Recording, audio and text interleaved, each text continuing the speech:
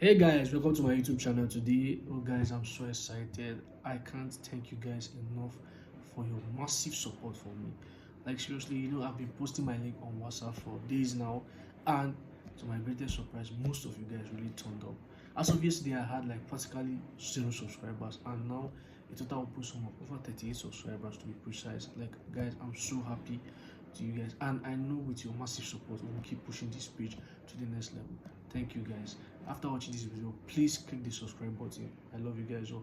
So I'm going to discuss my first topic on this YouTube page today, which is about corruption and godfatherism in Nigeria.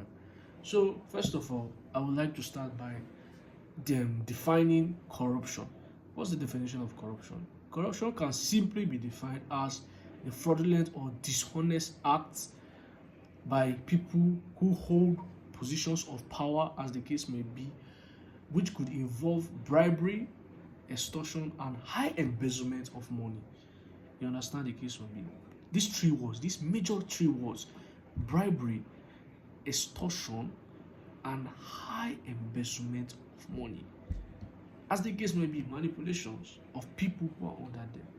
And this has sadly, a great nation like Nigeria has taken a sweep over us by our political leaders today.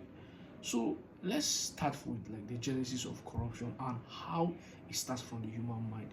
Corruption to me is a state of mind. Actually, it's a clear state of mind.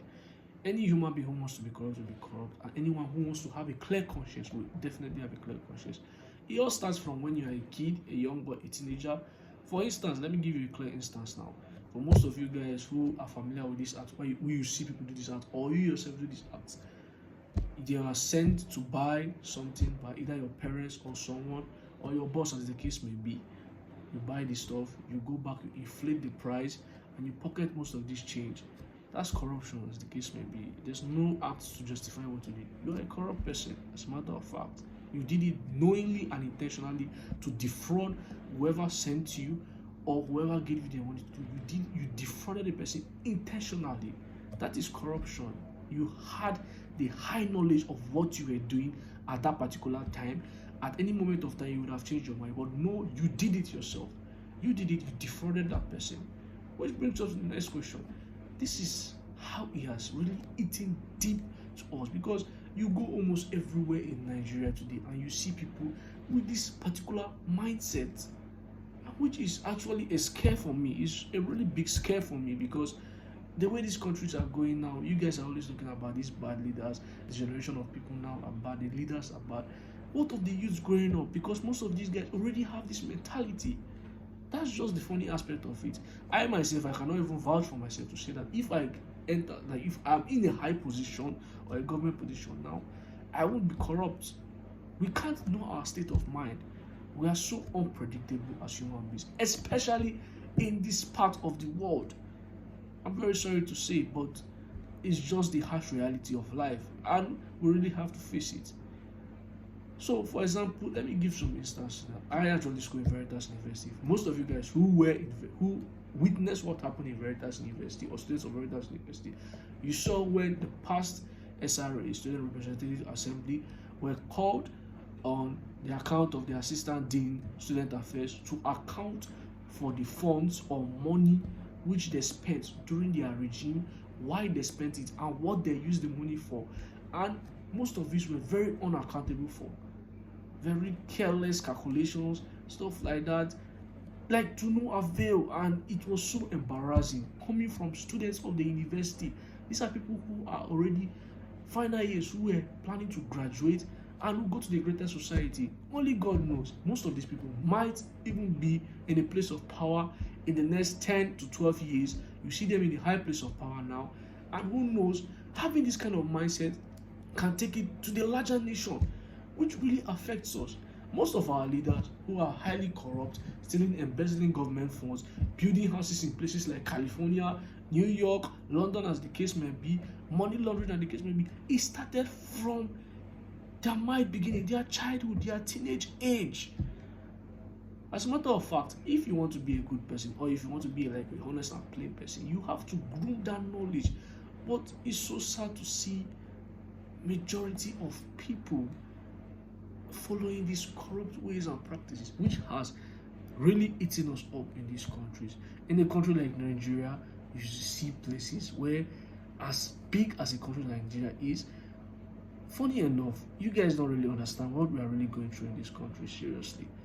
According to my records and due check, which I have checked, in terms of nations who are well due with oil sector, Nigeria, funny enough, ranks number 10 in the whole entire world.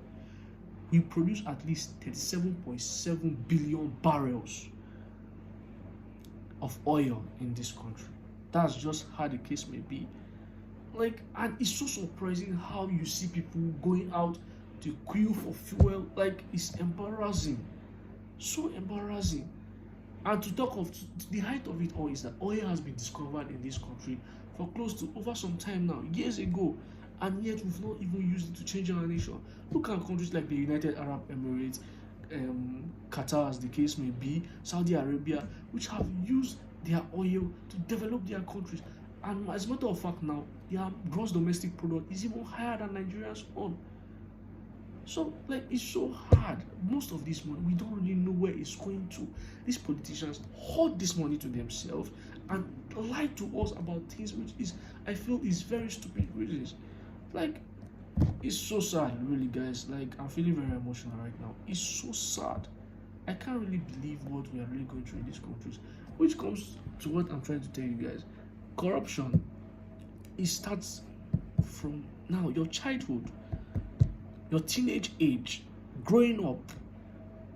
What you think? Most people now, like, for example, now you see politicians now, they have like boys around, boys of my age, your age, as the case may be, because right now I'm 22 years old. They're already like grooming them so that when they are out of power, these boys come in and they understand the game. They use them to be able to like still get funds even after they are no longer in power for their own benefits.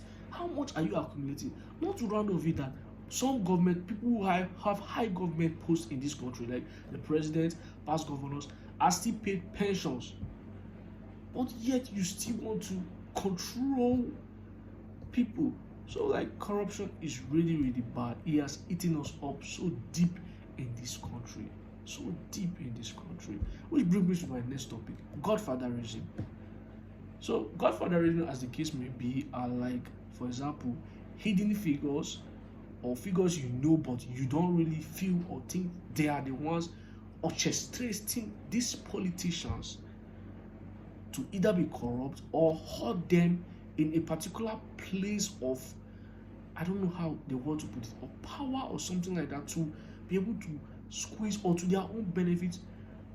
In like, oh god, like guys, it's so sad. It's really, really sad. It's really sad. Like, you all knew what happened in Rivers State recently, where Governor Fubara was almost removed or impeached by the Rivers State House of Assembly for reasons to which were very, I don't really know how to justify most of these reasons, were not even relevant, as the case may be, all because of his feud with the past governor, Governor Nyesom Wike, who is now currently the FCT Minister of Abuja. Like, it's just so surprising. We all know that, okay, yes, you brought him on seat. Yes, he's sitting now.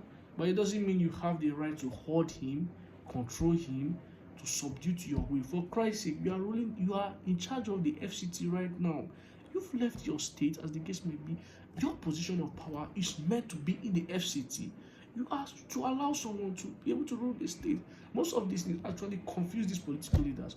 That's why sometimes I don't really blame most of them, because sometimes they hardly say some things because there are higher figures who are still up controlling them and seeing larger percent of our money going down the drain in this country, which we cannot see.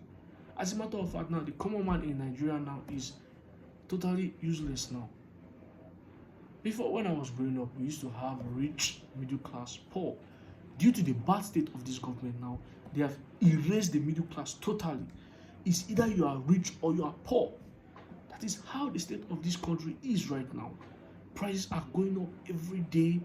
Like, it's so bad when we see things. And as like a guy like me, I actually fear for the future, which is surprising actually.